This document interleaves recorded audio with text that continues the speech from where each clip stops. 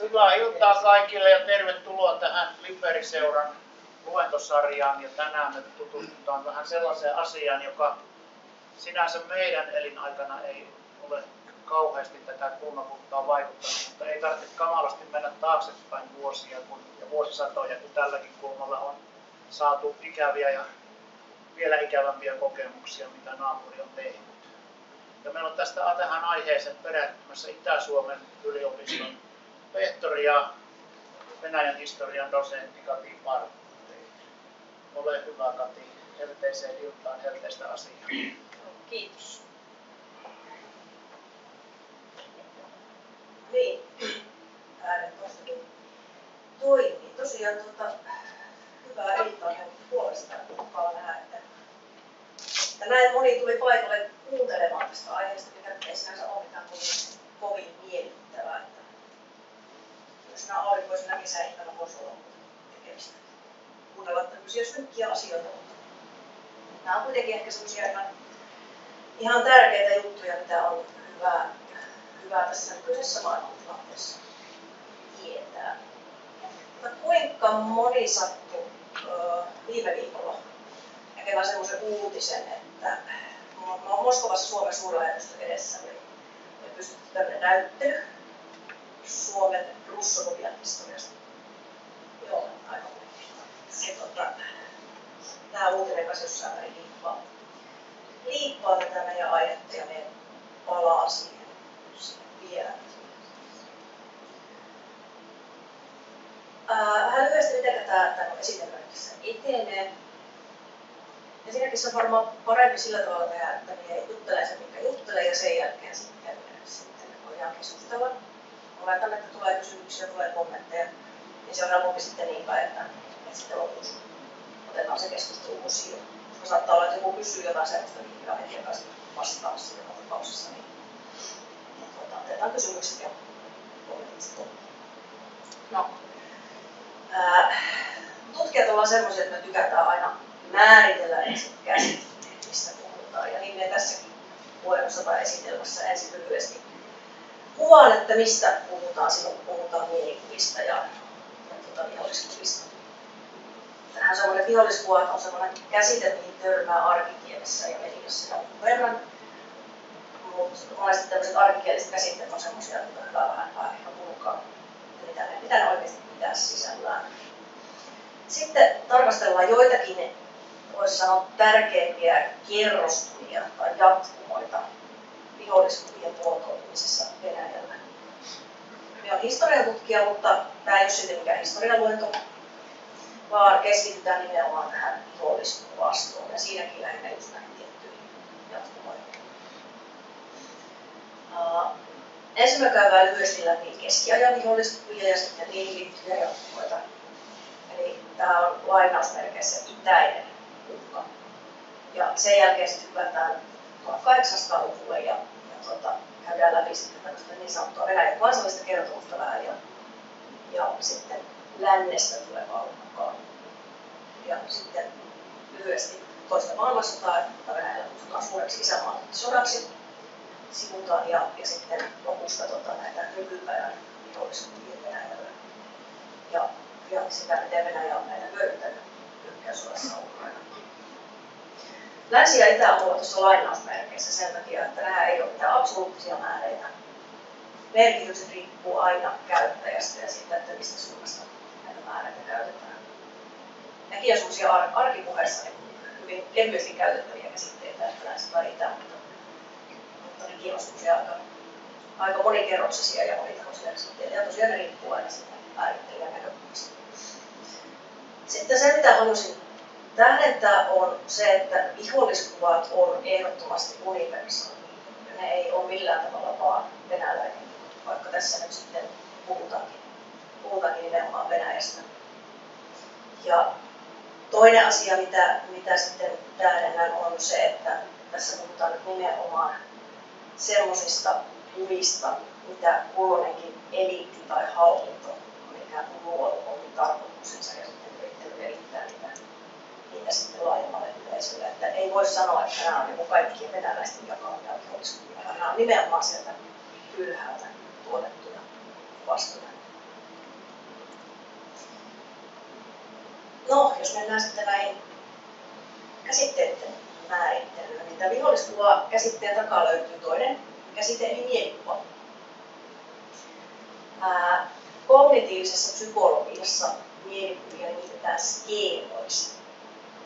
Ja käytännössä tässä merkityksessä mielikuva on tiedostamaton käsitys jostakin asiasta. Ei siis puhuta välttämättä mistään konkreettisista kuvista, vaikka ne konkreettiset kuvat kyllä osaltaan luo mielikuvia ja sitten niitä saatetaan luoda mielikuvia. Tällainen uusi mielikuva muotoutuu ihmismielessä silloin, kun ihminen kohtaa jonkun uuden asian ja kohtaa tietoa jostakin asiasta. Se voi olla jotain hyvin konkreettista, vaikka uusi naapuri. Ja sitten tämä tieto, mitä tavallaan saadaan sitä uudesta naapurista ensimmäisessä kohtaamisessa, niin sovitetaan jo olemassa oleviin mielikuviin ja tämmöisiin kategorioihin. Eli me hyvin äkkiä luodaan siitä naapurista semmoinen summittainen kuva, että minkä ikäinen hän on, mitä sukupuolta edustaa, mahdollisesti, että onko jotain tiettyä etnistä ryhmää ja niin edelleen. Ja sitten näiden havaintojen pohjalta meidän mieli tavallaan kategorisoi sen mielikuvan. Ja ikään kuin sijoittaa sen ihmisen johonkin olemassa olevaan lokeroon. Ja tämä kaikki tapahtuu tiedostolla. Ei voi sanoa, että mielikuvien tehtävänä on järjestellä ja lajitella tätä ihmisen elinaikana kohtaamaan valtavaa tietomäärää. Eli tavallaan se informaatiotulva, mitä me kohdataan koko ajan, se on aivan valtava. Ja meidän pää tekee koko ajan siellä alitelmassa työtä siinä, että se tavallaan muokkaa sitä vastaanotettua informaatiota ja järjestelee sitä sinne laatikoihin ja konekoihin. Nämä kategoriat, joihin meidän mieli järjestää uusia havaintoja, uusia mielikuvia, niin ne osaltaan usein stereotypioita. Eli jos ajatellaan nyt sitä edelleen sitä uutta naapuria, niin jos hän vaikka edustaa jotain tiettyä etnistä ryhmää, niin meillä saattaa olla sitä ryhmästä joku käsitys. Ja siihen käsityksen piiriin me liitetään myös tämä uusi kieli. Ja sitten tosiaan niin kuin sanoin, niin nämä on pitkälti alintajuisia prosesseja. Ihminen ei yleensä ole tietoinen siitä, että minkälaisia mielikuvia hänellä on. Mutta kuitenkin nämä mielikuvat yhdessä voi sanoa, että ne muodostaa meidän maailmankuvaa. Ne vaikuttaa kaikkeen meidän päätöksentekoon. Edelleen siellä alintajuudessa.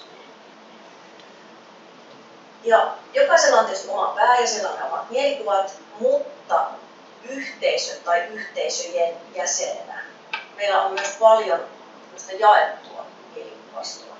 Eli voi puhua jonkinlaisesta kulttuurisesta verkosta. Ja tuota yhteistä kuvastoa on sitten tuotettu myös tietoisesti. Esimerkiksi silloin, kun on haluttu olla hallinnon taholta luoda ja vaalia vaikka nyt sitten kansallista yhtenäisyyden tunnetta. Esimerkiksi ajatellaan vaikka koulukirjojen luomia mielikuvia ja kansallisesta menneisyydestä, niin nehän on hyvin vahvasti huolanneet ja edelleen luovaa tavallaan sitä käsitystä, mikä meillä historiasta on. Ja mielikuville on myös tyypillistä se, että lapsuudessa muodostuneet kuvat on yleensä erityisen vahvoja. Ne on hyvin vaikeita muuttaa, niin oikeastaan todella vaikea päästä käsiksi. Lapset on hirveän vastaanottavaisia, ja informaatiota imee informaatiota niin sieni. Tavallaan se mielikuvan muodostusprosessi on lapsilla ja nuorilla hyvin voimakas. Tässä porukassa on varmaan paljon semmoisia, jotka, jos me sanon Pähkinäsaaren rauhan raja, niin varmaan aika monelle tulee mieleen Suomen kartta ja siinä sitten sen kartan ja rauhan palkki. Siinäpä on meillä yksi tämmöinen jaettu mielikuva. En tiedä, onko nykyisessä historiankirjoissa enää tätä kuvaa, mutta ainakin minun aikana meillä on. Ja yleensä monesti ihmiset sanoo, että jos me ei mitään muuta kouluhistoriasta muistella, niin muistetaan Pähkinäsaaren rauhan. Hyvin voimakas jaettu. Ja niin kuin sanottu, niin jaettujen mielikuvien yksi tarkoitus on tavallaan luoda sitä jonkinlaista ryhmähenkeä. Olisi nyt sitten sitä kansallista yhtenäisyyden tunnetta tai sitten jotain muun ryhmän yhteistä niin sanottua koheesiota. Nykytermeen sanotaan yhteisiä identiteettejä. Ja näiden identiteettien muodostuminen tapahtuu sillä tavalla, että oman ryhmän ominaisuuksia teilataan sinne naapuriryhmään. Ja sillä tavalla sitten luodaan sitä kuvaa siitä, että mitä me ollaan, että muut ei ole, ja mitä ne muut on, että me ei ole. Niin tavallaan aina tarvitaan se jonkinlainen peili, jonkinlainen tämmöinen vastakappale, mihin peilata sitä omaa ryhmää. Ja se, mihin useimmiten ajatellaan kansallisuusajattelua, kansallisuusaatteita, niin se, mihin sen oman ryhmän oma kuva on peilattu, niin on tietysti useimmiten ollut naapurit. Suomessahan 1800-luvulla jo sanottiin, että ruotsalaisille emme enää ole venäläisiksi, emme tahdo tulla, olkaa siis suomalaisia. Niin tämmöinen linjanveto, että ne on tommosia, ne ollaan tämmöisiä. Eli se, että naapurit on, niin me ei ole ja päinvastoin. Sitten jos vielä vähän noista stereotypioista, tämä kaikki nyt sitten pohjustaa näitä vihollismieliä. Jos tämä tuntuu, että miten tämä liittyy päiväaiheeseen, niin se liittyy paljon päiväaiheeseen. Stereotypioille on tyypillistä se, että meidän omat stereotypiat, omat tämmöiset yleistykset muista ryhmistä, tuntuu meistä useinkin rationaaliset ja perusteltuja. Semmoisiahan ne on, kaikkihan sen tietää. Kun taas sitten toisten stereotypiat tästä meidän omasta ryhmästä, niin ne ikään kuin tunnistetaan yleistyksessä. Ne ärsyttää ja ne tuntuu epätosilta. Eihän me olla ollenkaan tommosia. Tämä on hyvin, hyvin tyypillistä. Ja jos ajatellaan, että naapurikansoja ja heihin liitettyjä tai niihin liitettyjä stereotypioita, niin ne ei välttämättä ole aina yksiselitteisen negatiivisia. Niitä voi olla laidasta laitaan. Jos ajatellaan, että suomalaisille venäläiset on pitkälti edustaneet sellaista sitä toiseutta, johon oma ryhmä on peilattu. Ja se on usein ollut nimenomaan tämmöinen vihamielinen toinen, jolta mennään. Mutta sitten toisaalta taas esimerkiksi venäläinen musiikki, venäläinen kirjallisuus niin on Suomessa otettu oikein hyvin vastaan ja sillä tavalla sitä on ihailtu. Ja esimerkiksi on saatettu sanoa, että suomalaiset ja venäläiset jakaa tämmöisen slaavilaisen melankolian liikenteen, mitä se sitten tarkoittaa. Eli tavallaan ne voi olla hyvin monitahoisia, ne ei ole yksiselitteisesti hyviä tai pahoja nämä toisen kuvaan liitetyt ominaisuudet. Mutta sitten kun se kuva siitä toisesta ryhmästä, johon itseään on peilattu, niin viedään sinne negatiivisen äärilaitaan. Silloin syntyy tämä viholliskuva. Ja viholliskuva voi sanoa, että se on tämmöinen äärimmäinen toiselle kuva. No, mihin näitä sitten tämmöisiä kuvia tarvitaan ja mitkä niiden ominaisuudet on? Tietysti voi sanoa, että pääsääntöisesti viholliskuvat liittyy jonkinlaisiin konflikteihin ja tarkemmin sanottuna niihin konflikteihin liittyvään propagandaan. Ja voi myös liittyä arkisemmin vaikka nyt politiikkaan.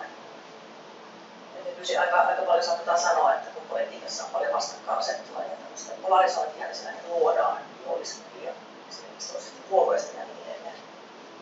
Periaatteessa vähän sama juttu. Joka tapauksessa niillä aina viholliskuvilla pyritään korostamaan sen toisen tuottamaa uhkaa sinne omalle ryhmälle. Ja samalla sillä ulkoisella uhalla pyritään pönkittämään entisestään sitä sisäistä yhtenäisyyden tunnetta ja yhteenkuuluvuutta. Eli tavallaan pyritään niin kuin kokoamaan ne omat rivit sen uhan edessä. Olipa se nyt sitten todellinen tai sitten niin kuin kuviteltu tai sellainen luotu. Viholliskuvia yleensä tuottaa taho, joka on aktiivisena konfliktissa. Ja voi sanoa, että käytännössä aina. Ja kun tätä viholliskuvaa muodostetaan, niin niitä eroja siihen toiseen ruvetaan siis korostamaan äärimmilleen. Jos ajatellaan, että tämmöisessä niin tasaisessa rauhan ajassa, arkisessa olossa niitä eroja on, mutta ne ei ole välttämättä niin kauhean kriittisiä. Niillä ehkä vähän naureskellaan ja todetaan, että no semmoisia ne oli tämmöisiä kauhean. Mutta sitten kun ruvetaan todella luomaan sitä viholliskuvaa, niin sitten se kuva muuttuu niin mustavalkoiseksi. Se toinen edustaa jonkinlaista äärimmäistä kavuutta, mutta sitten se oma ryhmä on sitten yksiselitteisempää. Voi sanoa, että vihollisen vastapuolena on aina sankari. Tavallaan kolikon kaksi puolta. Vihollinen on se toinen, sankari on sitten se oma ryhmän edustaja. Äärimmillään sen viholliskuvan luomiseen ja vahvistamiseen kuuluu sen vastustajan inhimillisyyden kieltäminen. Eli niin kuin historiasta tiedetään, niin jos ollaan hyvin voimakkaasti lähdetty jotakin ryhmää ikään kuin niin sanotusti demonisoimaan, niin sitä on voitu verrata johonkin petoeläimiin tai syöpäläisiin ja niin edelleen. Ja tämmöinen ihmisyyden mitätöinti, sen tarkoituksena on ikään kuin tehdä helpommaksi sen vihollisen tuhoaminen. Se, että kun se kielletään se ihmisyys, niin tappaminen käy helpommaksi, jopa joukkotuhoa käy helpommaksi. Se on mahdollista. Ja sitä sotaveteraanit on sanoneet, että ei sillä sodassa ihmisiä tapettu, kun sillä tapettu vihollisia. Sitten toisaalta tämä viholliskuva ei välttämättä ole aina niin kuin yksiselitteisesti semmoinen niin kuin uhkaava. Yksi tapa luoda sitä kuvaa on ikään kuin vähätellä sitä toista, tehdä sitä tavallaan naurettavaa. Sota-aikanahan Suomessa tehtiin tämmöisiä niin kuin propagandan mielessä tämmöisiä kupletteja, kepeitä laulelmia, missä sitten ikään kuin venäläisillä naureskeltiin ja tehtiin niistä semmoinen naurunalainen. Ja tähän tavallaan vähän liittyy myös tämä näyttely, mistä alussa mainitsin. Suomalaiset monesti mielellään ajattelisi, että se viholliskuva, mitä Venäjällä Suomesta luodaan, niin se liittyy jotenkin siihen, että me ollaan erityisen taitavia sotilaallisesti tai sillä tavalla sellainen sotilaallinen uhka Venäjälle tai erityisen tämmöisiä pelottavia sotureita tai muuta vastaavaa. Mutta itse asiassa se ei ole ihan niin, vaan se, mihin se suomalaisten tiimoilta luotu viholliskuva liittyy, on enemmän se, että ikään kuin Suomi esitetään tämmöisenä pikkusen niin hyväuskoisena maana, suomalaiset hyväuskoisena kansana, joka sitten helposti lähtee tämmöisten niin isompiensa kelkkaan ja tulee sitten höydännetyksi. Ja esimerkiksi tämä Moskovan näyttely, sehän liittyy pitkälti just siihen, että siinä ikään kuin esitetään, että toisen maailmansodan aikaan suomalaiset marssivat natsien tahtiin ja nyt sitten marssii Naton myötä amerikkalaisten tahtiin. Eli siinä on pikkuinen tämmöinen niin vähättely ja semmoinen ehkä niin kuin, mitä se nyt sanoisi. No kuitenkin tämmöinen niin kuin hierarkia niissä viholliskuvissa, että Venäjälle se varsinainen vihollinen on olleet joko ne natsit tai sitten se Amerikka ja Nato. Suomalaiset on sitten vaan tämmöinen välikappale siinä. Samalla tavalla kuin esitetään tämä Ukrainan tilanne, että siinä ikään kuin kollektiivinen länsi käyttää Ukrainaa niin välikappaleena Venäjän kohdistelu. Mutta tästä voidaan sitten tuossa lopussa puhua vähän enemmän. Mutta joka tapauksessa tämä on tämmöisen näyttelijän viholliskuva, ei ole välttämättä aina semmoisia, että tulee tämmöinen niin kuin tuossa amerikkalaisessa vapaakuvistessa tämmöinen sotilas, joka on jonkinlaisen pedonhahmon siinä saa. Vaan siihen sitten voi liittyä tämmöisiä aspekteja. Joka tapauksessa tämä vihamielinen toinen, se saadaan tehokkaalla propagandalla ja sitä uhkaa korostamalla luotua myös semmoisesta ryhmästä, johon aiemmin on voinut olla ihan hyvät suhteet. Tämä tapahtuu esimerkiksi sisällissodissa. Esimerkiksi Jugoslavian sodassa naapurit saatiin käännettyä toisiaan vastaan, aina kansanmurhia vastaan. Siellä poikittiin historiasta semmoisia hyviä näkyviä, että lähdettiin ikään kuin lietsomaan ja rakentamaan sitä viholliskuvaa. Ja oikeastaan sama on tapahtunut sitten niin Ukrainan tiimoilta. Siis hyvin usein viholliskuvien luomiseen ja pönkittämiseen siis hyödynnetään historiaa, joko todellista tai vähintäänkin väritettyä historiaa. Et se viholliskuva saa ikään kuin vakuuttavuutta, jos se kuvaa jonkinlaista arkivihollista, jonkinlaista pysyvää tai toistuvaa uhkaa, joka ei varsinaisesti puutu. Eli kun tavallaan joku uhka aktualisoituu, se muuttuu todelliseksi, niin sitten aktivoidaan nämä vanhat viholliskuvat ja mahdollisesti päivitetään sitten niitä siihen tarvittavaan muotoon. Esimerkiksi Suomessa Venäjään liittyvässä viholliskuvastussahan vertailupohjaa haettu jostain isovihan ajasta saakka.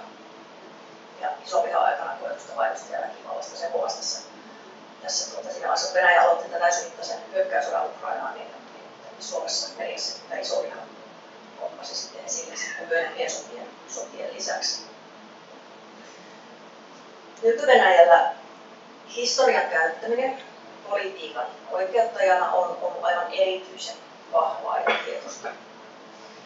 Se on aika tyypillistä tämmöisille niin autoritäärisille valtioille. Et sitä tosiaan se historia paljastetaan ihan politiikan teon välikappaleeksi.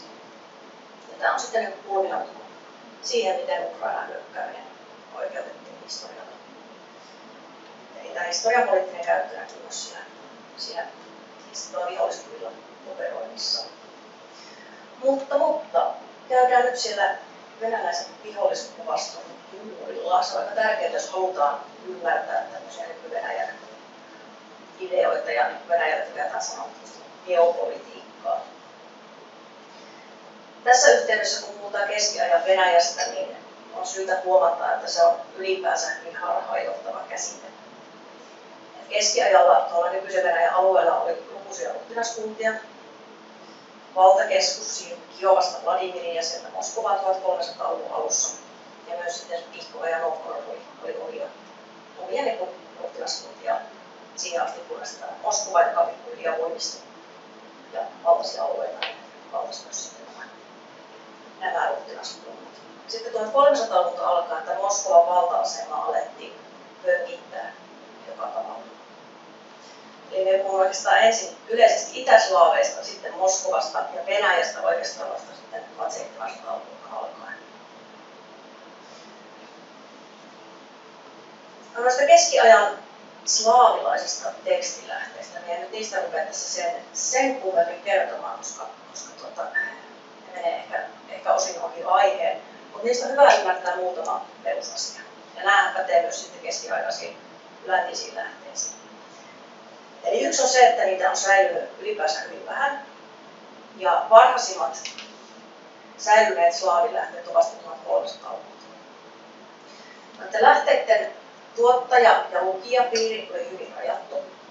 Käytännössä kyllä kirkollinen eliitti sekä kirjoitti niitä tekstejä että sitten luki. Ja nuo tekstit kertoo lähinnä sen oman tuotantoajankohtansa politiikasta ja yhteiskunnasta. Ja niiden niin sanottu totuusarvo on nykyihmisen näkökulmasta hyvin kyseenalainen. Ne ei ole siis mitään tällaista puolueetonta muistin merkitsemistä olleet, vaan ne on tiettyjen mallien mukaisia esityksiä eri asioista. Ja se, mikä on nykyihmisen näkökulmasta on jännää, on se, että näitä tekstejä, kun niitä kopioitiin, niitä myös aika sumeilematta muuteltiin.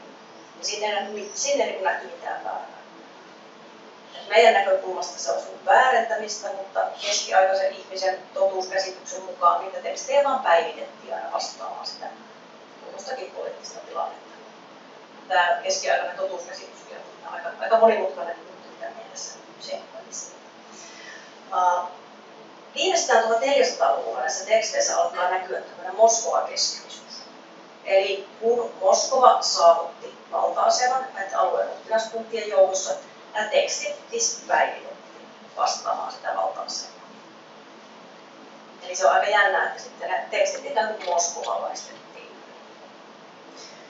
Ja sitten koska nämä tekstit tuotettiin kirkollisissa piireissä, siellä kristillisen maailmankuvan nimessä, ne on hyvin mustavalkoisia maailmankuvalta. Niitä leimaa pitkälti jakaminen ortodoksikristityihin eli meihin ja sitten pakanallisiin muihin. Ja näiden muiden pakanoiden joukkoon laskettiin myös toisuus, vaikka roomalaismat on hyvin tämmöinen selkeä oikeauskoiset ja pakanat. Näissä varhaisimmissa teksteissä, mitkä on säilyneet sieltä 1300-luvulta, niin näissä kuvataan näitä slaavien naapurikansoja, kaupankäyntiä, molemminpuolisia sota- ja ryöstöretkiä. Mutta sitten oikeastaan mistään varsinaista vihollisuudesta ei niin kuin noiden ryhmien tiimoilta voi puhua. Mutta sitten 1220-luvulla tapahtui niin sanottu tataarien invaasio näiden slaaviruhtinaskuntien alueelle. Mongolit oli ensin valloittaneet tataarit ja tavallaan liittäneet heidät siihen omaan valtarakenteeseensa. Ja tästä sitten seurasi semmoinen 200 vuoden jakso, jolloin tataarit muun muassa kantavat eroa näiltä slaaveilta, näiltä ruhtinaskunnilta. Ja ovat jo sitä alkuperäinen hallintaan. Venäläinen historiankirjoitus puhuu tästä ajasta tataari-ikeenä tai mongoli-ikeenä. Ja tämän jakson kuvaaminen toi näihin teksteihin ensimmäistä kertaa oikeastaan tämmöisen arkkivihollisen. Ja 1400-luvun ja erityisesti 1500-luvun moskovalaisessa tekstissä tätä vihollista kuvaillaan hyvin värikkäin sanankääntein, tätä tataarivihollista. Ja sitten esimerkiksi näitä tataaria vastaan nousseen Moskovan kuvataan johtaneen joukkoa itseään antikristusta vastaan. Tällainen hyvin vahva mustavalkoinen kristillinen maailmankuva. Mutta sitten tosiasiassahan ne slaavien suhteet tataareihin olikin käytännönläheisiä, hyvin monitahoisia. Eli näissä teksteissä kärjistetty viholliskuva ei todellakaan ollut koko totuus, kun se itse hyvin harvoin on. Tai oikeastaan koskaan voi niin liikaa korostaa, että se viholliskuva on aina tavallaan niin semmoinen kärjistys ja karikatyyri tilanteesta. Se ei kuvaa ihmisten välisiä todellisia suhteita. Joka tapauksessa tämä kuva itäisestä islamilaisesta arkkivihollisesta luotiin siis 1300-1400-luvulla ja vakiinnutettiin 1500-luvulla. Ja 1500-luvulla laajentuva Moskova muun muassa valtasi Kasanin ja Astrakhanin kaarin. Ja tavallaan sillä tavalla alkoi sitten taltuttaa todenteolla tätä islamilaista vihollista, pakanallista vihollista. No, samaan aikaan tuotettiin ensimmäiset yhtenäiset historiaesitykset Moskovan hallitsevan dynastian menneisyydestä. Ja noissa koosteissa, hyvin mielikuvituksellisissa koosteissa, viholliskuvilla ja toisaalta sitten sankareilla oli hyvin suuri rooli. Esimerkiksi tataarihallintoa vastustanut ruhtinas Dimitri Dansko esitettiin itäisen uhan torjujana, kun taas sitten semmoinen ruhtinas Nevski, joka 1200-luvun taisteli ruotsalaisia ja liiviläisiä vastaan, esitettiin sitten läntisen rintaman puolustajana. Eli hyvin vahvoja kuvia taas liitettiin siihen ensimmäisen näihin historiahahmotelmiin. Se, mikä on tässä meidän teeman kannalta mielenkiintoista, on se, että myöhemmin tämä keskiajalla luotu viholliskuvasto pomppas aina esiin silloin, kun Venäjän keisarikunnalla oli kahinaa esimerkiksi Turkin kanssa, ja sitä kahinaa oli varsin usein. Et silloin aina tavallaan otettiin se valmistajainen viholliskuva, jota sitten niin hyödynnettiin sitten näin turkkilaisiin. Ja vielä muun muassa Venäjän Turkin sodan aikana 1877-78, niin sen aikana julkaistussa sotapropagandassa kuvataan, miten tämä taistelu muslimeja vastaan alkoi jo keskiajalla ja miten se on ikään kuin venäläisten pyhä velvollisuus. Ja sitten vielä Venäjän ja Japanin sodassa 1900-luvun alussa käytettiin näitä itäisiä arkkiviholliskuvia.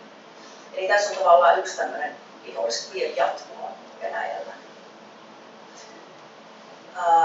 Sitten niin ongelmia ehkä tämän kuvaston käytössä on tuottanut se, että tataarit ja sitten myös kaukasialaiset muslimit ovat olleet hyvin suuria vähemmistöryhmiä Venäjän keisarikunnassa.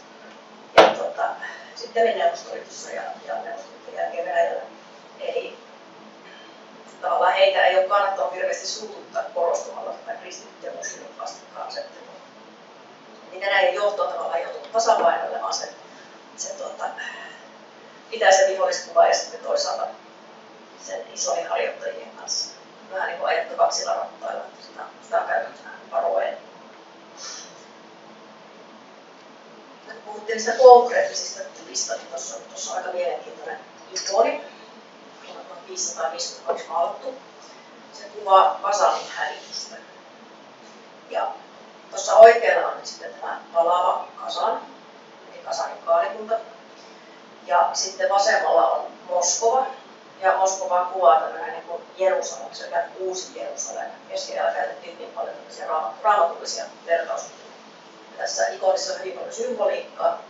siinä Ivan IV, eli Ivana Julma, siellä johtaa sotajoukkoja, voittoisia sotajoukkoja sieltä Kasanista Moskovaa. Ja siinä on arkkienkeli siinä saattamassa ja sitten siellä on tulkittu, että siellä on sitten näitä Ivanin sankarillisia esi-isiä tuolla kanssa mukana.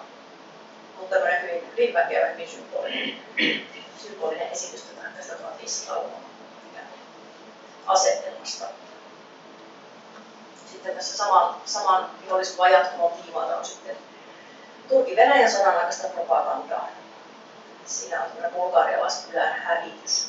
Ja tämmöisiä painettiin tämmöisiin halpoihin kansanvihkosiin, jotka oli hyvin tehokkaita mielikuvien ja propagandan levittämisessä. Eli siinä on tämmöiset Turkin vetomaiset palkkasoturit. No sitten esitetään tosiaan suoraan jatkumana sitten sieltä keskiajan tatarien hyökkäyksistä. No, sitten mä hypätään sinne 1800-luvulle. Tietysti länsi oli oma uhkakuvansa jo aikaisemmin, jo silloin Moskovan valtakunnan aikaan. Niin kuin sanoin, niin roomalaiskatollisuus esitettiin pakanallisuutena ja torjuttavana uhkana ja niin edelleen. Mutta sieltä ei ehkä sillä tavalla noussut samalla lailla sitä arkivihollista kuin sitten tässä tatarien kuvauksessa. Viholliskuvien osalta 1800-luvulla oleellinen muutos oli lukutaidon laajeneminen, mikä tarkoitti sitä, että median ja massamedian myötä kaikenlaiset kuvastot saatiin laajempaan levitykseen. Myös sitten niin koulukirjojen kautta päästiin hyvin tehokkaasti näitä jaettuja kuvia levittämään. Aikaisemmin ne oli pitkälti näitä eliitin tuttavia kuvia eliitin, mutta nyt sitten tuli mukaan kuvaan sanomalehdet ja tämmöiset kansanvihtoiset ja koulukirjat. Tosiaan vaikka näitä länteen liitettyjä uhkakuvia oli aikaisemminkin, niin varsinaisesti nämä Venäjän epäluuloiset asenteet niin kutsuttua länttä kohtaan lujittu ja sai nykymuotonsa 1800-luvulla. Niin nyt ollaan ikään kuin siellä Eurooppaa koskevien ja länttä koskevien viholliskuvien juuri. Eli siinä mielessä varsin ajankohtainen teema. Kärjistetysti voi sanoa, että 1800-luvun alussa Venäjälle saapui kaksi asiaa. Napoleon ja kansalliskaarti. 1700-luvun lopulla nämä kansallisaatteet alkoi pikkuhiljaa itää siellä Euroopassa, ensin lännessä, sieltä ne pikkuhiljaa tihkui sitten itäänpäin. Ja myös Venäjällä alettiin pohtia tätä keisarikunnan asemaa Euroopan ja Aasian välillä. Ja tässä vaiheessahan tämä venäläinen eliitti nojautui hyvin vahvasti Eurooppaan, varsinkin Ranskaan. Tämä eliitti pitkälti puhui ranskaa, sitten välttämättä edes osattu Venäjää. Venäjä oli sellainen kansankieli ja sitten parempi väki puhui ranskaa. Mutta sitten Napoleonin sodat ja varsinkin tämä Napoleonin sotaretki Moskovaan asti vuonna 1812. Tämä muutti tilanteen. Oikeastaan aika harvoin historiassa on sellaisia selkeitä käännekohtia osoitettavissa, tai jos sitä osoitetaan, niin se on yleensä vähän yksinkertaistamista. Mutta tuon aikakauden tekstejä itse tutkineena, niin voin sanoa, että kyllä jossain määrin oli oikeasti käännekohta. Voi sanoa, että vaikka sitten Venäjä lopulta päihitti nämä Napoleonin sotajoukot, niin siitä aiheutui sitten tämmöinen niin jonkinlainen kansallinen trauma, että se vihollinen pääsi sinne valtakunnan ytimeen asti. Ja tämä tapahtumakulku alkoi todenteolla sitten nostattaa kansallistunteita Venäjällä. Ja nyt oikeastaan kaikki venäläinen alkoi nousta arvoon arvaamaan. Sattuneesta syystä Ranska ei sitten ollutkaan enää niin hyvä juttu, vaan sitten käännettiin katse sinne venäläisyyteen ja venäjän kieleen ja niin edelleen. Kun tuosta Napoleonin sotaretkistä kirjoitettiin venäläisiin julkaisuihin aika pian sen jälkeen, jo vuonna 1813, niin sitä verrattiin muun muassa tatarien hyökkäyksiin ja sitä verrattiin puolalaisten Moskovan retkeen vuonna 1612. Silloinhan koko valtakunta oli perimyskiistojen vallassa sekä sekasorrotilassa Venäjällä aikaa nimitetään, tätä sitten hyödysi naapurit ja puolalaiset sitten sinne Moskovaan asti. Eli tavallaan tämän Napoleonin sotaretken osalta tavallaan lähdettiin hakemaan niitä vertauskohtia ja kuvia taas sieltä menneestä. Eli oli löydettävä jotain historiallisia vertailukohtia asialle, joka koettiin jotenkin ennen kuulumattomana ja hyvin radistelevana. Tässä tavallaan näkyy tämmöinen jännä siirtymä niiden viholliskuppien käytössä. Sitä aiempaa islamilaista perivihollista, eli tataaria, käytettiin nyt vertauskohtana sille läntiselle hyökkääjälle. Ja Napoleonia myös verrattiin sitten itse saatanaan, niin kuin tässä tämmöisessä piirroksessa. Nämä on just samanlaisia piirroksia, mitä näissä halvoissa kansanpainotteissa oli. Siinä Napoleon kohtaa saatanan Moskovan palon jälkeen. Ja tässä näkyy sitten hyvin, että missä leirissä Napoleonin ajateltiin olleen. Venäjä esitettiin Napoleonin sotien jälkeen koko Euroopan pelastajana. Tsaari Aleksanteri ensimmäinen esitettiin tämmöisenä hyvyyden ruumiillistumana ja Napoleonin vastavoimana. Tässäkin kaikuja taas tämmöisestä keskiaikaisesta kaksijakoisesta ajattelusta. Ja sitten mukaan tuli myös tämmöiset niin sanotut geopoliittiset pohdinnat ja rajaveto, kuuluuko Venäjä Aasiaan, kuuluuko se Eurooppaan. Näitä ruvettiin nyt todenteella uimaan Venäjällä. Pietarin suuren uudistuksista käytiin keskustelua, että oliko ne hyviä vai huonoja Venäjän kehityksen kannalta. Tämä keskustelu oikeastaan jatkuu sitten siitä asti semmoinen sen pohtiminen, että mihin Venäjä, Eurooppaan vai Aasiaan aamuisesti jotain sitten välillä. Krimin sota vuonna 1853-56 lisäsi venäläisten pettymystä niin kutsutun lännen toimiin. Yhä kitkerämmin alettiin kuvata eurooppalaisten valtioiden toimintaa. Niitä kuvattiin tämmöisenä hyvin oman voiton pyyntisinä ja tekopyhinä ja itsekkäinä ja niin edelleen. Ja tosiaan sitten tämä Venäjän ja Turkin sodan tiimoilta samaan aikaisesti kun näitä turkkilaisia kuvattiin tässä viholliskuvastolla, niin myös länsi liitti asemaan siinä kuvastossa, että kun länttä syytettiin välinpitämättömyydestä, kun Turkki teurasti slaaveja. Tavallaan siinä ajattelua, että länsi pettää aina. Se niin alkoi nousta tuossa 1800-luvun toisella puoliskolla. Se oli tietynlainen katkeruus kuin Eurooppaa ja länttä. Ja sitten 1800-luvulla ajatusta lännestä Venäjän vastavoimana vahvisti myös ajattelu, että Venäjä ei koskaan hyökkää, se vaan puolustaa oikeutettuja etuja. Ja se on usein itse asiassa uhrautunut Euroopan intressien vuoksi. Sitten samaten kyseltiin, että minkä takia Venäjää kohtaan tunnetaan Euroopassa niin paljon epäluuloa, kun se on halunnut kaikille vaan hyvää. Ja tämmöinen ajattelu, mitä me on kutsuttu tämmöiseksi viattomuuden doktriiniksi, niin se on ollut niin keskeinen venäläisessä retoriikassa, venäläisessä ajattelussa siitä asti. Mä ajatus siitä, että Venäjä ei koskaan hyökkää, Venäjä vaan puolustautuu ja Venäjä tavallaan ulkoisten uhkien ympäröinä.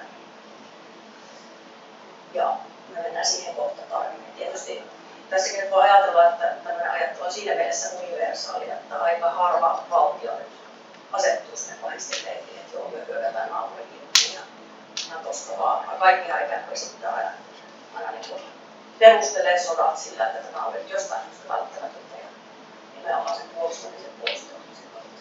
Mutta Venäjällä tämä on hyvin vahva ja hyvin johdonmukaista.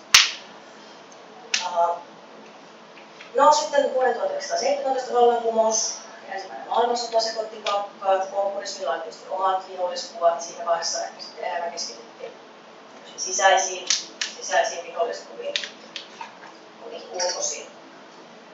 Me tehdään taas tämmöinen hyppäys ja mennään sinne toiseen maailmansotaan, koska sen rooli venäläisessä historiapolitiikassa on niin keskeinen. Ja tämä toinen maailmansota, eli suuri isänmaallinen sota, nosti taas tämän lännen uhan hyvin konkreettisesti esille. Taas kerran siellä vihollinen ikään kuin lähestyi Moskovaan. Ja fasisteista tuli ehkä kaikkein tärkein arkivihollinen Venäjällä. Ja semmoisena se on pysynyt ihan nykypäivään asti. Sotapropagandassa toisen maailmansodan aikana hyödynnettiin tätä vanhaa vihollis- ja sankarikuvastoa. Niin kuin sanoin, niin sankaruus ja vihollisuus on molemmaksi puolta. Esimerkiksi Stalin toi puheessa esille nämä äsken mainitsemani keskiaikaiset soturiruhtinaat, Dmitri Donskoi ja Aleksandr Nevskin, mielenkiintoisina niin kuin sankaruuden esimerkkeinä neuvostosotilaille. Ja tuossa on propagandajuliste, jossa on sitten tämän Dimitri Danskoen suuhun pantu lainaus, että parempi kunniallinen kuolema kuin häpeällinen elämä. Ja siellä sitten ihan konkreettisesti esitetään, miten siellä keskiaikaiset soturit siellä hyökkäävät armeijan sotilaiden selustassa.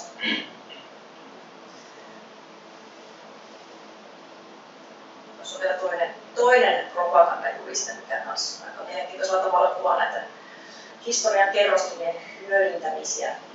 Se muistuttaa neuvostosotilaita, että he ovat Suvorovin lapsenlapsia ja Tsapajevin lapsia. Suvorov oli 1700-luvun sotasankareista ja Tsapajev taas komensi maa-armeijaa Venäjän sisällissodassa.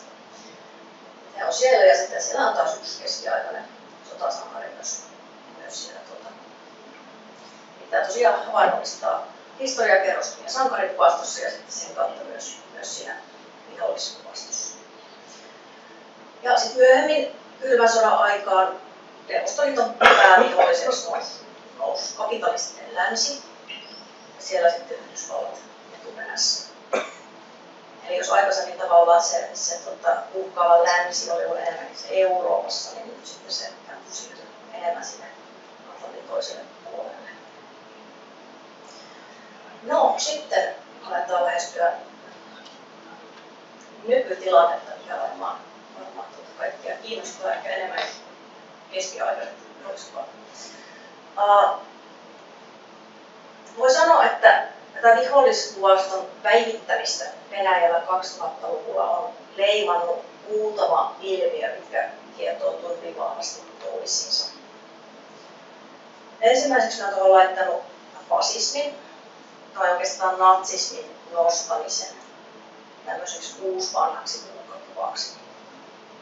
Se on jännä, että silloin kun Venäjällä ollaan isänmaallisia, niin siellä ollaan patriottisia. Ja Venäjällä isänmaallisuus on hyvä asia, mutta sitten muualla se isänmaallisuus, niin se on tämmöistä epäilyttävää nationalismia ja jopa sitten natsismia. Sitten, minkä jo tuossa taisin sivuta, on tämä historian täysin sumeilematon käyttö sisäisen yhtenäisyyden ylläpidossa tai sen nimittämisessä, mukaan lukien nämä historialliset kuvat. Että näiden johtaja on aivan suoraan sanonut, että niin historian opetuksella on aivan keskeinen merkitys koko valtakunnan turvallisuuden kannalta. Eli se ajatus siitä, että se oikean tyyppinen historia, kun se saadaan istostettua kansalaisille, niin se lisää sitä patriottisuutta ja lisää puolustustahtoa ja niin edelleen. Voi sanoa, että Venäjällä valtio on ottanut semmoisen niin ikään kuin monopolin menneisyyden esittämisessä. Et sieltä on aika tehokkaasti sitten karsittu tämmöiset vaihtoehtoiset versiot tai tämmöinen niin kuin, ikään kuin moniääninen historia. Et sieltä on sitten niin kuin, voi sanoa, että nypitty rusinat puolesta ja poimittu sieltä historiasta sitten niitä nykypolitiikkaa tukevia asioita. Ja tässä Venäjän kansallisessa tarinassa, joka siis alkoi jo 1800-luvulla, mutta todenteella huoltoutua sen 1500-luvulla jo syntyneen Aihion pohjalla, niin siinä on punaisena lankana sota. Eli Venäjän kansallisen tarinan voi sanoa olevan tämmöinen niin menestyksekkään puolustautumisen jatko. Kun sanoin, Venäjän puolustautumisen ei hyödytä. Mutta siellä niin Venäjän tämmöisessä virallisessa historiassa niin se on hirveän sotakeskeistä ja se nimenomaan kulkee sodasta toiseen. Ja niin ajatuksena on se, että Venäjä on vihollisten ympäröimä ja se pitää tavallaan puolustautua ja puolustaa niitä etujaan. Sitten yksi näkökohta, joka liittyy suoraan tähän, on se, että peitellään niitä kansallisen menneisyyden ja samalla sitten nykyisyyden ongelmakohtia. Ja tämä tapahtuu usein sen ulkoisen vihollisen korostamisella. Ja menen tuohon vielä yhden esimerkin osalta kohta.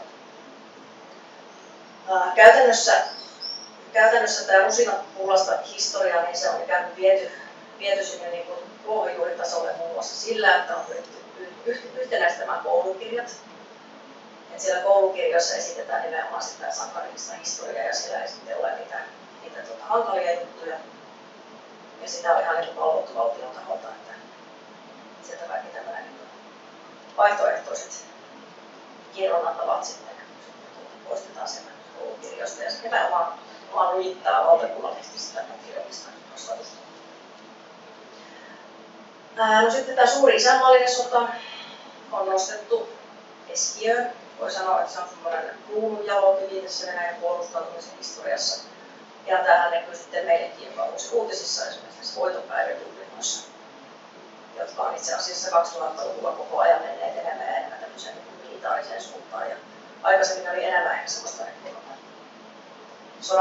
sodissa kaatuneita ja veteraanien muistamista, mutta nykyisin on enemmän ja enemmän sitä Venäjän sotilasmahdin esittelyä.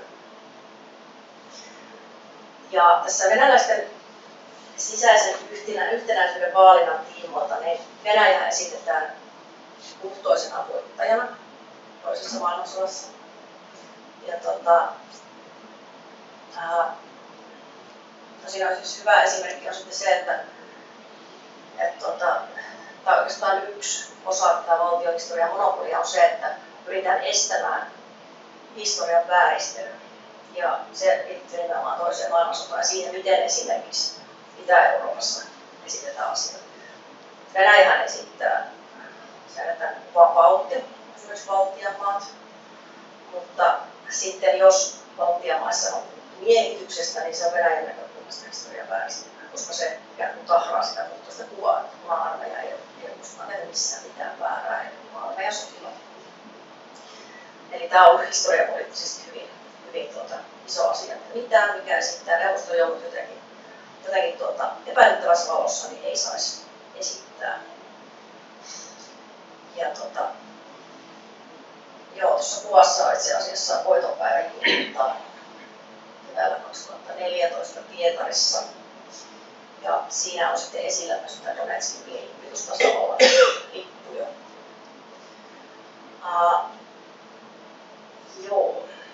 Sitten tuosta historian valikoista käytöstä, niin sitten on se esimerkki kertoa. Tämä oikeastaan kertoo tavallaan fasismiretoriikan käytöstä, historiapolitiikasta ja myös mielikuvista. Ja tämä on semmoinen, että varmaan moni teistä tässä on seurasikin. Eli tämä liittyy Sandamoihin joukkohautoihin Venäjän Karjalassa. Ja tämä kuvaa sitten tämä tapaus myös sitä, miten ulkoiset teolliset tekemisillä on pyritty peittelemään ja valkoisemaan tätä omaa historiaa.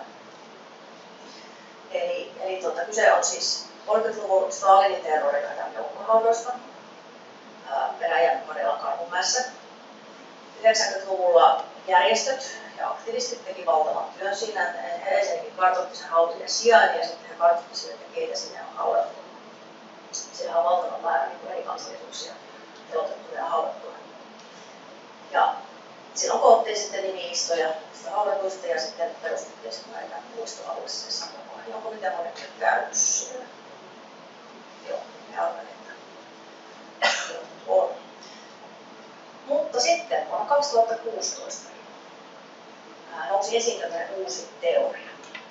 Eli eräät Petroskoin yliopiston historian tutkijat alkoi esittää, että sinne Sandamoihin ei olisikaan haudattu Stalinin terroriuhreja, vaan suomalaisten 40-luvulla ampuvia neuvostosotavankeja. Tai sitten, että sinne olisi myös haudattu niitä sotavankeja. Tämä oli vähän epämääräisesti, miten se esitettiin. Tosiaan nämä petroskoilaiset historiantutkijat ja Venäjän sotahistoriallinen seura alkoi ajaa tätä uutta teoriaa.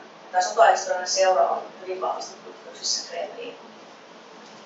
Eli se voi ajatella, että se on sellainen taho, mikä aktiivisesti ajaa tätä hallinnon historiapolitiikkaa. No sitten siellä tehtiin Sandamoissa parina kesänä raivauksia. Haettiin todisteita näistä suomalaisten ampumista sotavangeista. Sieltä ei ainakaan mitään julkisia tuloksia noussut esiin. Mutta sehän ei ole ollut mikään ongelma. Nyt on ikään kuin siellä mielikuvan tasolla kuitenkin saatu nyt iskostettua Venäjän mediassa sitä ajatusta siitä, että nämä oli nämä suomalaiset natsit, jotka siellä pahoja tekivät. Sitten ikään kuin saatu valkopestyä sitä omaa historiaa, omaa hankalaa historiaa. peitetty sitten se ulkoisen vihollisen väitettyjen tekojen alle ja sisäisiä ongelmia. Tähän liittyy myös sitten tähän koko Stalinin maineen uudistamiseen. Stalinhan nykyisin esitetään tämmöisenä suurena sotapäällikkönä ensisijaisesti. Siihen kuvaan ei oikein hyvin sitten sovi nämä monien kansalaisten painot. Tämä Sanremon uutisointi Venäjällä oli hyvin aktiivista. Ja tämä uusi teoria ihan kuin esitettiin semmoisena totena, että näin on. Joka tapauksessa nämä mielikuvat on saatu liitettyä yhteen. Sanremo suomalaisten telottamat sotavangit. Ja jos nyt oikein muistan, niin tuossa sinne oltiin kai pystyttämässä jotain muistomerkkiä näille sotavangeille nyt tässä joku aika sitten muistan nähneen siitä uutisen. Koska silloin kun tämä nousi esille, niin silloin me vielä mietin, että ei me muuta pitkään, kun sinne nousi se muistomerkki. Ja nyt sinne oltiin sitten semmoista muunlaassa. Ja sitten on ollut myös syytöksiä kansanmurhista. On korostettu suomalaisten natsikytköksiä ja niin edelleen. Näitä on sitten aina tutkailun mediaan aika ajoin. No, entäs sitten täällä Ukraina? Mihin tämä nykytilanne nyt sitten asettuu tämän historiallisen viholliskuvaston kentällään? No, tässäkin käydään siellä 1800-luvulla lyhyesti. Siis Venäjän keisarikuntahan oli kolonialistinen, imperialistinen kokonaisuus, joka laajeni aina sieltä keskiajalta 1800-luvulle. Ja tässä samalla se joutui koko ajan ratkaisemaan näihin vähemmistöihin liittyviä kysymyksiä. Niin miten pitäisi se kokonaisuus jollain tavalla hallinnassa? Ukraina oli vähän ongelmallinen tapaus. Länsi oli sidoksissa Puolaan, katoliseen kirkkoon ja Eurooppaan ja itä taas sitten Venäjään. 1800-luvulla ukrainalaiset oli hyvin suuri vähemmistö Venäjän keisarikunnassa. Ja niinpä ihan tämmöisistä niin demograafisista, siis tämmöisistä niin väestöllisistä syistä heidät haluttiin pitää siellä niin venäläisten kategoriassa tai venäjänkielisten kategoriassa. Eli se oli tavallaan ihan niin ajatus, että jos niin ukrainalaiset sitten rupeaa väittämään, että he jotain muuta kuin venäläisiä, niin sitten yhtäkkiä venäläisiä on maailmassa hirveän paljon vähemmän. Ja Venäjän keisarikunnassa hirveän paljon vähemmän. Eli sitten ukrainalaisten kaikki kansalliset pyrkimykset ja kielipoliittiset yritykset turvattiin oikeastaan vielä paljon vahvemmin kuin muualla tai muiden pyrkimykset Venäjän keisarikunnan sisällä. Esimerkiksi suomalaisten ukrainalaisten osalta oltiin erityisen tiukkoja. Ja silloinhan myös sitten ruvettiin esittämään se, että Venäjä, Ukraina ja Valko-Venäjä muodostaa tämmöisen ikään kuin itäslaavien ikuisen ja historiallisen kolminaisuuden. Ja tavallaan se on semmoinen erottamaton kokonaisuus. Sitten myös neuvostoaikaa ukrainalaisia pidettiin huonossa, kansallisuuspyrkimyksiä oli 30-luvulla, mutta edelleen Venäjä pyrkii pitämään hyvin tiukasti mukana siellä huonossa. Ja ylipäänsä siis, jos ajatellaan toiseuden näkökulmaa, mitä alussa tuossa käytiin läpi, niin ukrainalaiset on Venäjällä katsottu melkein meitä. Ne on vähän maalaisia, ne puhuu jonkinlaista tämmöistä junttivenäjää, mutta ne on kuitenkin käytännössä meitä. Eli siinä on ollut ihan Venäjällä vahva ajatus siitä, että se ei ole ollut pelkästään se tämmöinen valtiovallan kehitelmä, että Ukraina, Valko-Venäjä on yhtenäinen kokonaisuus, vaan se oli ihan ihmisten tämmöinen tavallaan arkikokemus. Ja ne missään nimessä ukrainalaiset on olleet venäläisinä niin vihollisia. No sitten Ukraina kuitenkin Neuvostoliiton romahtamisen jälkeen pyrki hyvin lähentymään länttä ja EUta. Tuli vuoden 2014 vallankumous, Venäjän reaktio, Krimin valtaus, mitä Ukrainassa alkoi sotiminen ja niin edelleen. Ja tässä vaiheessa alettiin venäläisessä retoriikassa korostaa Ukrainan kansallisten pyrkimysten äärioikeistolaista luonnetta. Eli tavallaan kehitettiin ajatus tämmöisestä lännen tukemasta natsismista Ukrainassa. Ja sitten myös korostettiin tietysti tämän venäjänkielisen väestön kärsimyksiä, ainakin siellä itäisessä osassa. Eli voi sanoa, että se ukrainalaisvastainen propaganda alkoi silloin vuoden 2014 kieppeillä. Ehkä jo vähän aikaisemmin, mutta silloin se todetella ruvettiin niitä kierroksia kasvattamaan. Sitten 2018 Ukrainan ortodoksinen kirkko irtosi Moskovan patriarkaalista, Konstantinopolin patriarkka tuki tätä irtautumista. Ja tämä tietysti ehkä meidän näkökulmasta niin tuntuu, että eihän se ole ollut mikään iso juttu, mutta Venäjän näkökulmasta se oli. Että se tavallaan esitettiin, että nyt Venäjä, tässä Ukraina karkaa yhä kauemmaksi siitä slaavivelkien yhtenäisestä kokonaisuudesta, joka silloin 1800-luvulla oli ollut tämmöistä yhteisestä ortodoksisesta rintamasta. Eli se oli niin Venäjällä ja Venäjän johdolla jatkumoinen kriisi, joka sitten entisestään lisäsi näitä pyrkimyksiä. Ja sitten samalla kovenevin äänenpainoin alettiin korostaa sitä, että Ukrainan kansa on historiallisesti niin lähellä venäläisiä ja Venäjää, että koko maalla ei käytännössä ole itsenäisen olemassaolon mahdollisuutta. Ja sitten kesällä 2021 presidentti Putin kirjoitti tämän esseen, missä hän sitten tätä omaa historian näkemystään sitten jakoi ja siinä sitten korosti tätä, että Ukraina ei ole koskaan ollut itsenäinen, eikä sitä ole mahdollista olla semmoinen. Ja myös tässä esseessä sitten Putin toi esille tämän, että länsi tukee tätä Ukraina ja Venäjän väliriippua, koska se itse hyötyy siitä.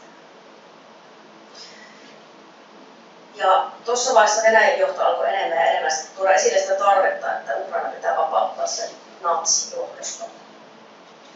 Mutta se mikä on sitten mielenkiintoista, jossa sanoin, että vihollinen voidaan tavallaan, tässä viholliskuvaa voidaan muodostaa sellaisesta ryhmästä, mikä on aikaisemmin ollut niinkin läheinen. Niin tätä voi sitten kysyä myös niin ukrainalaisten osalta, että miten siitä naapurista, jopa veljeskansasta, niin kuin Venäjällä on puhuttu, niin miten sitä leivottiin tämä verivihollinen. No, siinä tapahtui sellainen prosessi, että ihan alussa viholliseksi julistettiin se Ukrainan johto, joka siis leimattiin natseiksi ja narkkareiksi ja ties miksi. Ja esitettiin, että ukrainalaiset ja erityisesti itä-ukrainalaiset pitää vapauttaa tästä natsimaasta. Ja tässä vaiheessa ikään kuin pyrittiin pitämään se viholliskuva vielä erillään siitä tavallisesta kansasta, puutteista ja vapauttamisesta. Niin kuin sanoin, niin Neuvostoliitossa ja Venäjällä on mielellään puhuttu vapauttamisesta silloin, kun ehkä muut saattaisi käyttää jotain muuta käsitettä. Mutta sitten kun tämä projekti ei mennyt silleen, niin kuin Kremlissä suunniteltiin, Kiovan valtaus meni pieleen ja ukrainalaiset pistivät kovaa vastaan, niin tässä vaiheessa piti ikään kuin lisätä kierroksia ja ruvettiin esittämään, että se koko Ukrainan kansa on natsistunut läpi. Ja alettiin puhua, että pitää tehdä sellainen totaalinen denatsifikaatio, että koko Ukraina ja Ukrainan kansa pitää puhdistaa sitä natsismista juuria myötä, mikä käytännössä tarkoittaa sitä, että kaikki kansallismielinen materiaali kirjastoista ja niin edelleen. Tähän niin esitettiin tämmöisiä aika yksityiskohtaisiakin ohjelmia, miten siinä vaiheessa, kun Venäjä on voittanut, ja sitten Ukraina denatsifioidaan. Ja tässä vaiheessa otettiin ikään kuin käyttöön se koko viholliskuvan muodostamisen repertuaari, eli se epäinhimillistäminen, hirviöinä esittäminen ja niin edelleen. Ja niinpä ei ole hirveän yllättävää sitten, että myös näissä siviileihin kohdistuneissa murmuuksissa Ukrainassa on sitten ollut jopa tämmöisiä kansanmurhapiirteitä. Sama nähtiin 90-luvulla Jugoslaviassa. Et sitten voi ajatella, että kun kyseessä on sellainen ryhmä, joka on ollut niitä melkein meitä, ja johon on ollut läheiset suhteet, on ollut perhesuhteita, ystävyyssuhteita, niin se viholliskuvan aikaansaaminen vaatii niin kuin erityisen jotenkin niin kuin vahvat argumentit ja vahvan semmoisen tunteisiin vetoavan kuvaston. Ja tässä fasismi tai natsismi on tarjonnut semmoisen ikään kuin valmiiksi rajatun pohjan, joka resonoi aika hyvin siellä venäläisessä väestössä. Ja se resonoi siellä sen takia, että nimenomaan tätä toisen maailmansodan suuren isänmaallisen sodan myyttiin ihan tehokkaasti pönkitetty. Se ajatus, että natsi on tosiaan ultimaattinen paha. Eli sillä tavalla saatiin nyt sitten ne ukrainalaiset sitten niin siirrettyä sieltä niin kuin melkein meistä sinne viholliselle. Saatiin ikään kuin demonisoitua.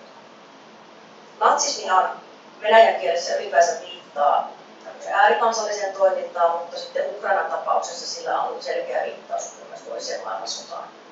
Venäläisethän on koko ajan alleviivanneet ukrainalaisen kansallismin, niin Stepan Banderan yhteistyötä natsien kanssa, tai Bandera on Ukrainassakin linkistetty. Mutta sitä on tavallaan esitetty osoituksena siitä, että ukrainalaiset on natseja, ja kyllähän se näki joskin toisen maailmansodan aikana. Sitten niin natseiksi on syytetty käytännössä kaikkia Ukrainaa tukevia tahoja tai vähentää natsimielisiksi. Pelivihollinen Yhdysvallat ja NATO esitetään niin tämmöisinä tahoina, jotka siellä ihan vetelee naruista. Ukraina on sitten vaan tämmöinen niin sätkylukke. Ja länsi on se, joka siellä niin määräilee, mitä siellä tapahtuu. Propaganda on hyvin järjestelmällistä. Vaihtoehtoiset tietolähteet on pyritty sulkemaan pois ja sitä viholliskuvaa on tehokkaasti levittämään.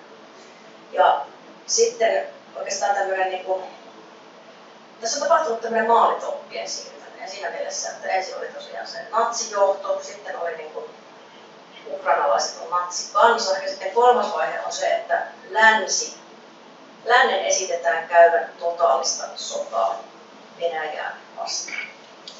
Eli tämähän on nyt sitten tullut tässä niin hyvin voimakkaasti Venäjän johdon tulossa tämä, että länsi on sodassa Venäjää vastaan ja nimenomaan näin päin.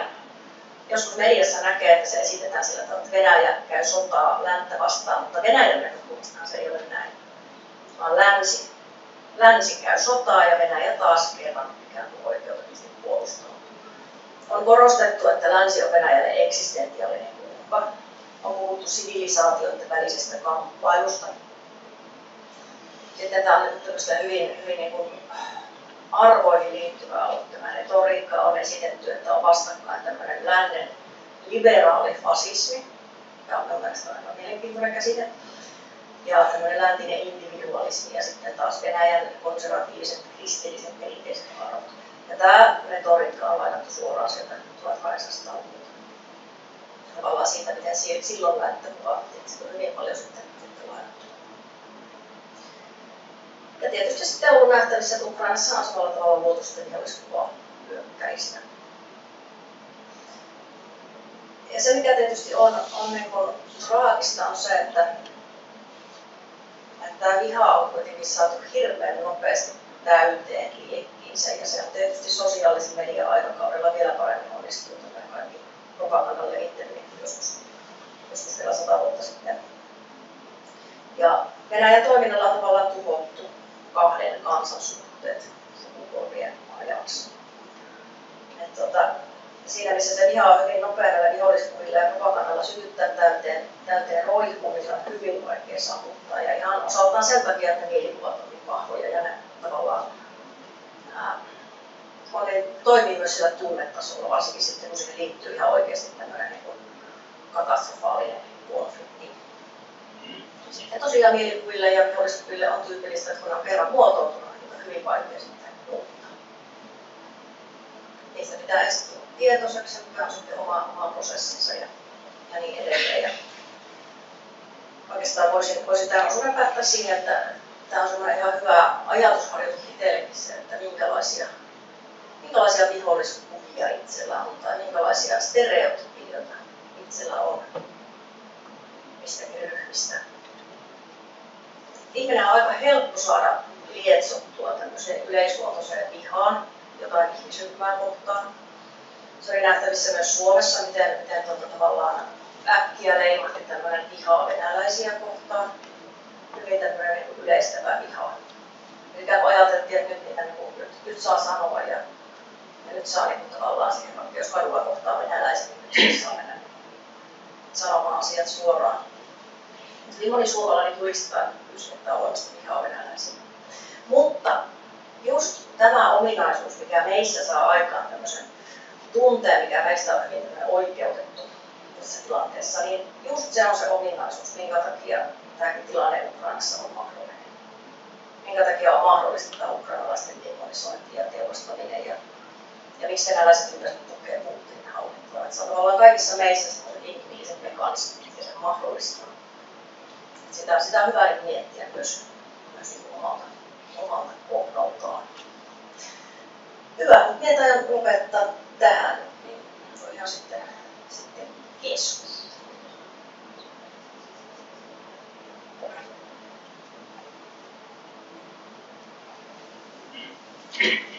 Joo, minun täytyy aina uhrautua ensimmäiseksi keskustelijaksi, sitten varmasti muutkin sanovat jotakin.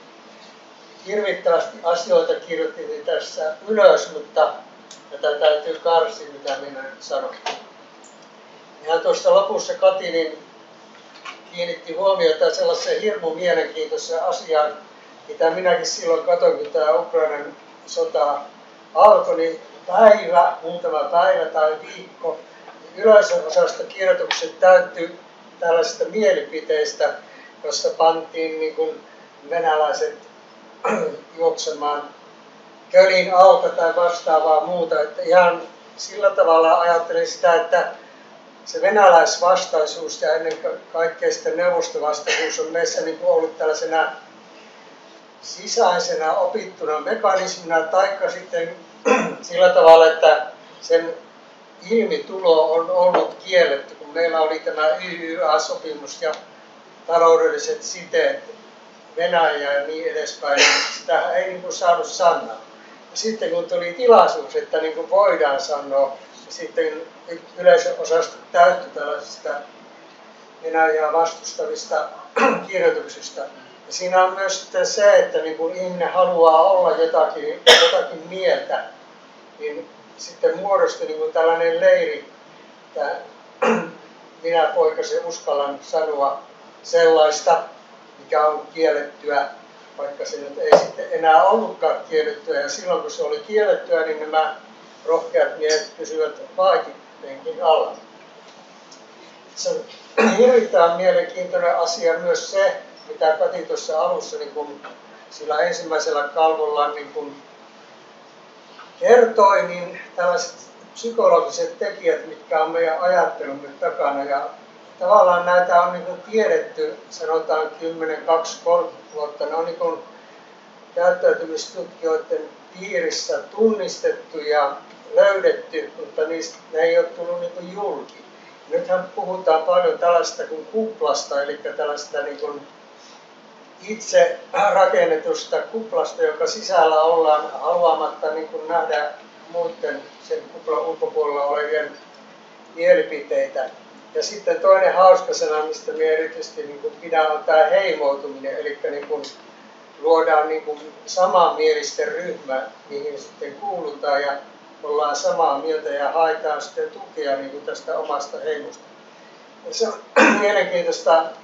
Tätä on niin ennen kaikkea Yhdysvalloissa paljon ruodittu ja tutkittu, kun se on siellä aivan samanlaista kuin Venäjälläkin, niin sellaiset ihmiset, jotka ovat niin kuin taipuvaisia kuplautumaan tai heimoutumaan, ovat niin kuin, tavallaan niin kuin arkoja ja henkisesti sellaisia varovaisia ihmisiä, siis alttiita pelkäämään. Ja tämä kuplan ja heimon muodostuminen on niin kuin vastareaktio sille elolle, sitä ei sitten niin kuin tunnustettu ja sitä pelkoonsa voi niin kuin lieventää sillä, että on itse oikeassa ja muut ovat, meidän kaverit ovat kanssa oikeassa. Sellaisia mulle tuli mieleen. Sitten toinen, vaikka mitä tuli mieleen, mutta toinen asia, mistä haluaisin sanoa tähän alkuun, oli niin tämä merkillinen uskonnon käyttö näiden sotien lietsomisessa ja käyttövoimana, niin samat piirit, jotka kuplautuvat ja heimoutuvat niin hyvin herkästi, niin tarttuvat sanaan islam. Se on niin kuin Veskas Kruutianin hiekkä, niitä heti leimahdetaan. Eihän ne ole niin kuin lainkaan kristinuskoisia nämä henkilöt, jotka siellä kirjoittaa. Ei niille kristinusko tai uskonto ylipäätänsä ole niin kuin läheinen. Että siinä ei ole niin kuin kysymys enää uskonnosta, vaan siitä, että niin kuin uskonto on tällaista perinteistä eroavaisuuksien aiheuttajaa, niin käytetään niin kuin sitten sellaisena polttoaineena siinä omien ennakkoluulojen luomisessa. Se on mystillistä, koska kaikki uskonnot ainakin periaatteessa ovat niin kuin kielteisiä sodalle ja väkivallalle ja vihalle. Ja ne oikeastaan niin kuin lähtevät liikkeelle siitä, että tällaisia asioita vastustetaan, niin nyt ne ovatkin sitten niin kuin luomassa tätä kysyttyä tai tätä samanlaista. Kiitos. Kiitos, hyviä kommentteja. Mites Joo. Tiivistän hiukan tuota alkua. Eli kun Kati puhui tuosta, että uhkakuvia rakennetaan ja naapurimme vapauttaa sitten alueita, niin onko nyt nähtävissä ennusteita, että Baltian osalta tai muiden naapureiden osalta olisi vastaavaa lähitulevaisuudessa rakentumassa? Joo, aina tulee kysymyksiä, jotka liittyy tulevaisuuden ennustamiseen. Tietysti minä näkisin, että Ukraina ei ole suoraan verrattavissa esimerkiksi Baltian maihin, koska Ukrainan osalta niin tämä historiallisen oikeuttamisen rakentaminen on niin käy helposti just sen takia, koska siellä on ollut se ajatus, että Ukraina on osa Venäjää. Se on ikään kuin semmoinen selkeästi Venäjän niin kuin, jos ei Venäjä osana Venäjä niin hyvin vahvasti se etupiiriä. Niin, sitten jos ajatellaan muita niin kuin reunavaltioita, niin ihan samanlaista oikeuttamisen kuviota siellä ei ehkä niin kuin ole. Jos ajatellaan ihan vaan sitä, että miten niin historialla oikeutetaan näitä asioita. Mutta meidän en ole tosiaan mikään sotilasalan ammattilainen, niin haluaisin kantaa näihin siinä mielessä näihin riskeihin. Mutta jos ei niin Venäjällä mitään niin vielä kuumaksi tuo meininki, niin kyllä minä luulen, että siellä on kuitenkin aika vahva pidäke lähteä niin NATO-maihin hyökkäämään. Tietysti sitä kaikenlaista kiusantekoa kyllä voidaan harrastaa ja harrastetaan jo nyt. Niin tavallaan se, että mitä sitä oikeasti hyödyttäisi suhteessa siihen, mitkä on riskit ja mitkä on panostukset, en ainakaan nyt ihan niin kuin lähtisi vielä yöhtämään siitä. Ja sielläkään vaikka niin on sanottu, että Putin on kuullut ja se järjettömiä juttuja, niin ei sillä nyt täysin niin kuin toppu poissa niitä asioita ole. Siellä on se oma logiikka, mitä on perusteltavassa. Mutta totta kai sitten on se niin venäläinen väestö. Ja tietysti sitten venäläisen väestön suojelulla teoriassa voidaan tietysti oikeuttaa asioita. Mutta jaa.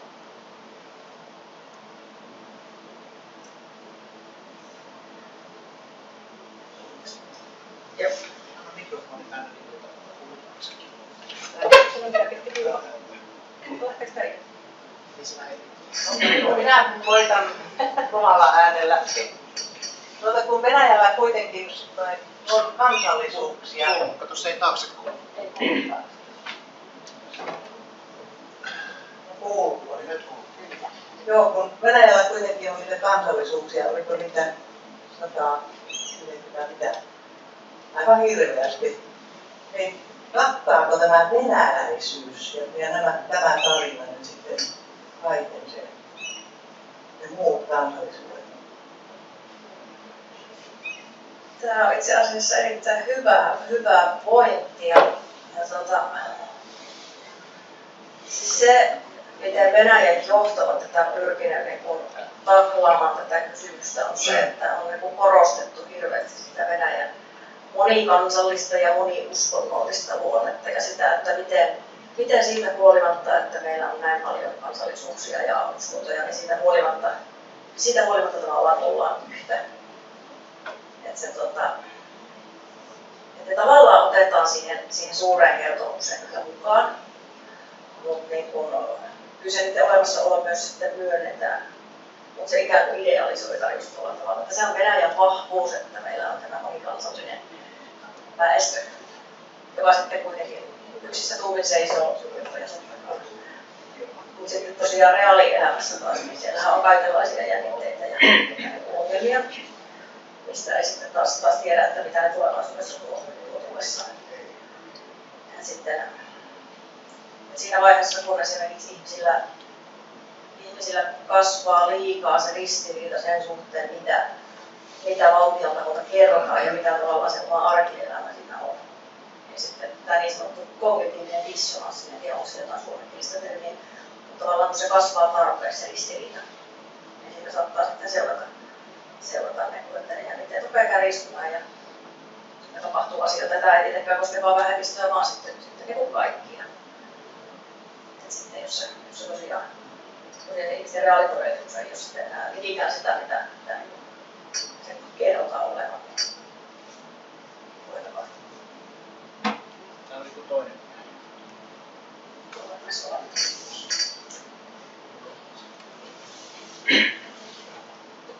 Kiitos. Tuossa mainitsin, että lehtien yleisönosastot täyttyivät kirjoituksilla Suomessa. Kallistettiin Venäjän hyökkäystä Ukrainaan. Penttisellä taisi olla 28 näyttöä vasta kirjoituksista oli jotain.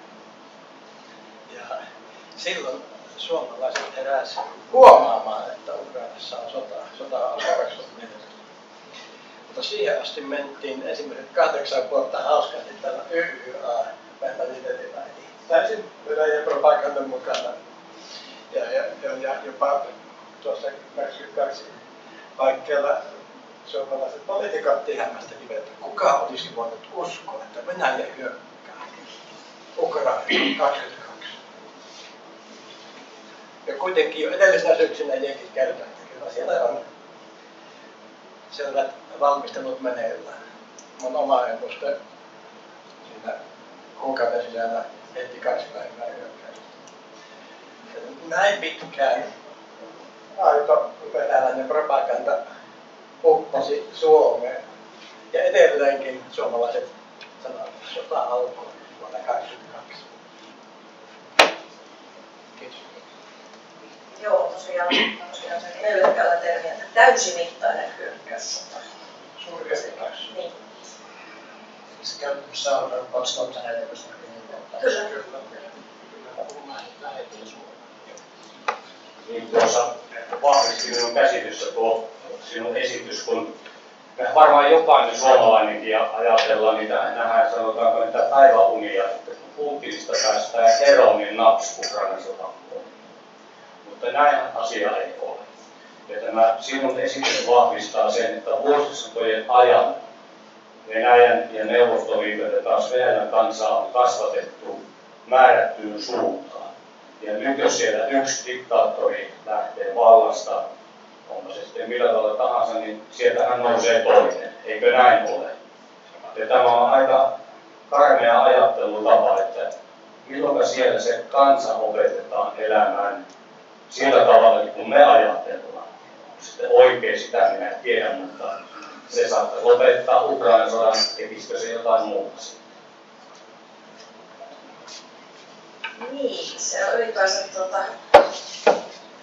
vaikka ajatellaan, että niin sanotusti lännessä meillä on ehkä turha optimistinen ajatus siitä, että miten se, varsinkin silloin kun Neuvostoliitto romahti, että sinne tulee tämmöinen länsimainen demokratia sitten, että oli suuri hämmästys ja pettymys, että sitä ei tapahtunutkaan. Mutta ehkä se on suurempi hämmästys ollut, jos se olisi tosiaan näin suuri mullistus tapahtunut. Mutta just tuossa yksi venäläinen kollega, yksi niistä, jotka lähti Venäjältä, hän tuli Suomeen. Ja hän niin sanoi oikeastaan nyt vasta tämän sodan kärjistymisen tiimoilta tajunnut sen, että hänen pitää tavallaan käydä kaikki oppimansa läpi. Että hänen pitää tavallaan kaikki se, mitä hän on oppinut Venäjästä ja venäläisyydestä, se pitää tavallaan käydä läpi ja tavallaan ohjelmoida itsensä uudestaan. Et silloinkin, kun on kyseessä tämmöinen niin kuin kriittinen, ajatteleva, koulutettu ihminen, niin silloin kun hänkin sanoo, että siellä on niin syvälle juurrutettu jo koulussa nämä tämmöiset tietotyyppiset imperialistiset ajatukset siitä, että Venäjä on aivan erityislaatuinen. Ja niin kuin sanoin, niin koska ne operoi siellä alitajunnassa tämmöiset ajatukset, niin se on tosi työ sitten, että ne saa kaivettua sen ikään kuin tietoiseen käsittelyyn. Mutta se, että kun venäläiset joutuu tekemään sitä nekin, jotka on alamuuttia vastaan ja halusi sen todellisen muutoksen, niin hekin on tavallaan, he ei ole ollut immuuneja sille kasvatukselle. Ja he kyllä tiedostaa sen monet. Onko vielä kysymyksiä?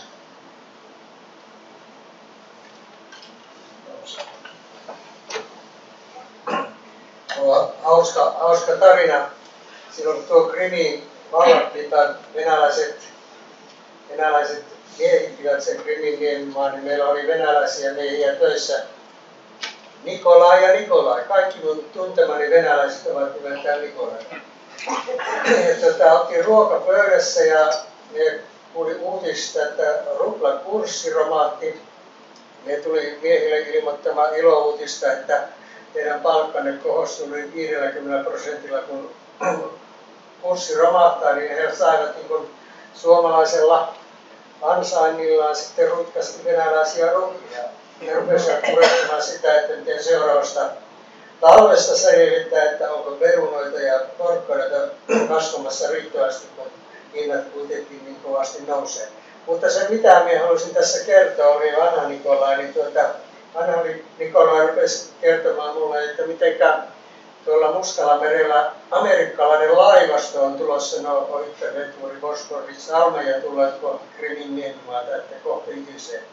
Niin vaikka me elettiin samassa talossa, niin kuitenkin niin se meidän näkemyksemme siitä, että mitä niin tässä Krimin miehityksessä tapahtui, oli täysin erilainen. Heidän mielestään amerikkalaiset olivat tulossa ja me ajateltiin, että venäläiset miehittivät Krimin. Tulee tässä aivan niin kuin jonkinlainen skitsofreeninen olo, että onko se todellisuus, jossa mie elää, niin ylipäätänsä totta, koska näitä todellisuuksia voi olla niin monta kuin on sitten maitakin, että täytyy pohtia, että mitä tässä niin uskoisi. Minä nyt uskon kuitenkin Yleen ja Helsingin Sanomiin.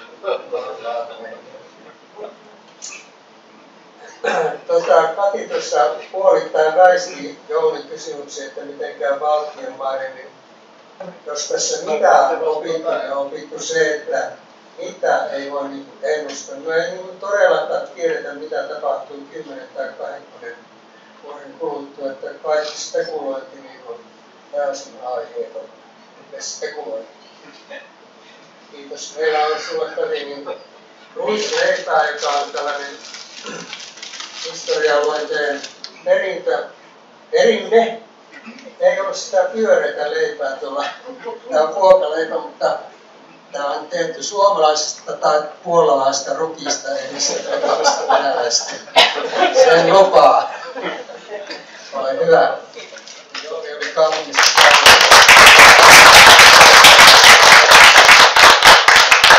Meillä on lahjakortti kirjakauppaan, koska tiedämme, että se on varmasti sullekin vielä. Kiitos oikein paljon. Ja kiitoksia osallistumisesta.